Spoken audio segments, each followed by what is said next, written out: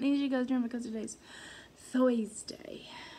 And Thursday is almost Friday. And it's actually Friday for Matthew because he's one day ahead of me. So that means tomorrow he's off. Tomorrow is our Friday, obviously. And I have 2 appointments. I have a pulmonology appointment at 10 a.m. and then I have another appointment at 11. Very, very interesting. Tomorrow, I'm not really sure what I'm going to be doing or whatever. I'm just kind of like, and then we get to come home. So, my depression is still not quite going away, but I don't really expect it to. I was really happy-ish when I was with Michelle and with Alicia because, you know, I had somebody to kind of focus on that kind of took my focus away from Matthew, from the situation that I have. But I don't have that right now. And it's not that I couldn't, it's that I'm not ready. I'm not ready. I'm just not ready. So when I become ready, then I'll be ready. Does that make sense? I'm not ready. I'm really shitty right now. I'm really depressed. All I'm kind of doing is sitting here whining and bitching to myself and like cleaning and taking care of my animals and talking to my husband in the middle of the night and then trying to get some sleep. Like, that's pretty much all I'm doing. I'm getting my walking in just by walking around the complex I live in. And it's rainy, it's gray, it's depressing. Like, it doesn't make me feel better. I'm not having a good time. I'm not feeling good. My arthritis is miserable in this weather. Like, I thought it was bad in Seattle. Not Seattle, but Vancouver. No. Like, it hurt. Like, all of my joints hurt so bad. Like, my hips and my back and everything like that. Just, I wake up in the morning like, trying to get out of bed. But, you know, there's lots of people who have issues with, you know, arthritis. And even though I'm only 38, that didn't mean anything. That didn't mean nothing. Somebody said something really shitty to my friend Jenny that I was thinking about, because I just read it like a few minutes ago, and I'm kind of like internally furious. So when you have weight loss surgery, a lot of the time, like most of the people that you know I've seen who have lost a significant amount of weight. Now, I have lost a significant amount of weight, but I still have a significant amount of weight to lose. So everybody loses weight differently. Everybody loses weight. Some people lose it in the boobs. Some people lose it in their butt. Some people lose it all over. Some people lose it in their face. But a lot of the times people lose it in their face. And when they have weight loss surgery and, you know, your face has stretched, you know, like up underneath here and, you know, oh.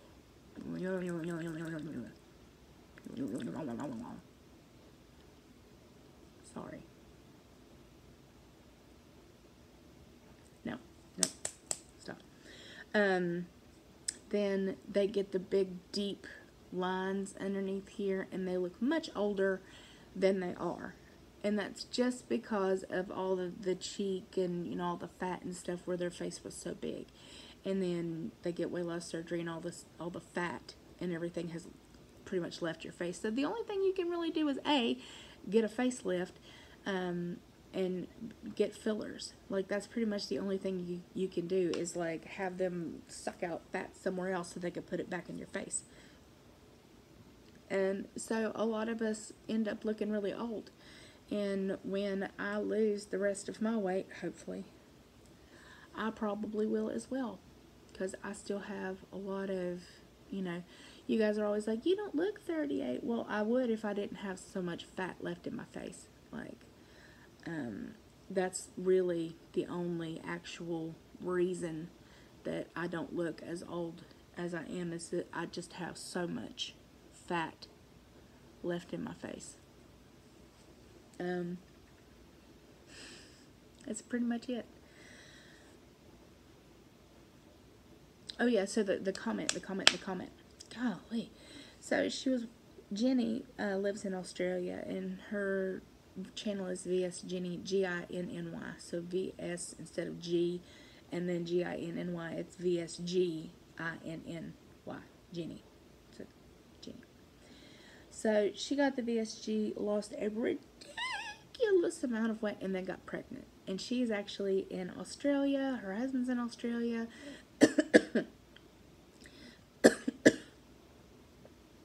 Really? They just had a baby 4 months ago, and of course, like I just said, you know, when a lot of us lose a lot of weight, the fat in our face goes away, and then we end up looking a little bit older. So she is, what the hell? So instead of, you know, so she's walking her baby.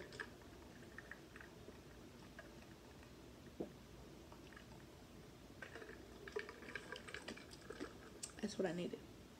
So she was walking her baby, and like she does every day, and somebody stopped her and asked her if that was the baby's grandmother. Now, that would have devastated me. And she said, no, I'm the mother. And the lady or the man, whoever it was, said, naturally? That's a really shitty thing to say, but that is common.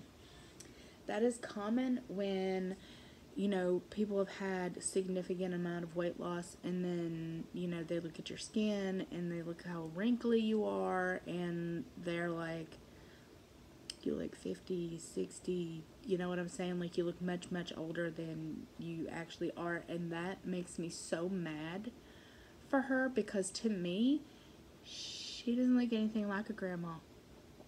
Not even a little bit. Like, that was one of the rudest freaking things I have heard in a really long time.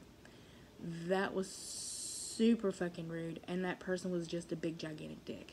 Like, that's the only way to explain it. She is absolutely gorgeous. Her baby is the cutest freaking thing on the planet, and he's 4 months old, and when I get a hold of him, I'm just going, I'm gonna nom the hell out of him, because he's so damn cute. And I get to meet her husband and her in December, so I'm super excited. God, I love her face so hard. It's gonna be a lot of fun. I'm actually really looking forward to that, which does help a lot, trust me. But I thought I'd kind of talk about that because, you know, a lot of times we complain about the extra skin a lot. Like, I complain about my arms a lot. I really give two shits about my legs at the moment. I really do. I give 2.5 shits about my legs. Just because compression pants and stuff that, you know, I typically wear hold the wobble as much as it can. But the arms can't hide. So I usually bitch about my arms. But had I lost down to 180 pounds, like, the amount of extra skin would be insane, and I would look like 10, 15 years older. So I wanted people, you know, to know that it's a fact. Like, when you lose weight, even if you do it by yourself, if you lose a lot of weight, like, your body changes in every single solitary way. And people are like, oh, well, you know, if I go to the gym and I try to tone up, there's only so much you can tone, honey. But that's it. There's only so much you can do without surgical intervention. I know that no matter how much I weight lift, that this is not gonna, it's no. Like, I have to have that. I have to stop doing things like that. I have to have that surgically removed, just like my thighs. Like, yeah. Eventually, I want to save up enough money to get a 360 body lift. Eventually. So, it's not so bad right now because I'm still full of fat. So, it's not nearly as horrible as it could be. But that will be fixing to change because this next coming year, I'm looking to lose at least a good portion of what I got left. Um, they think I need to lose 120 pounds, and I'm pretty sure I don't care about that, and I'd like to get at least at 250. 250 would make me really happy. Maybe a little, I mean, if I went under, I wouldn't cry about it, but 250 would make me really happy. Just because I think that my hips would be, I think with the skin removal, I would be 200 easy. So I don't think I need to lose, 100 pounds to be happy. I don't, that's not, it's not a size and it's not a number thing for me. I don't care what I fit in as long as it's not up. As long as I'm not going up, I'm pretty happy. And I have zero interest in being in under anything under than a 16-14. I'm not really like, oh my God, if I don't get to a size 10, then I've failed. That doesn't matter to me. If I never fit in a medium, okay. Like if I can't get into a small, I don't care.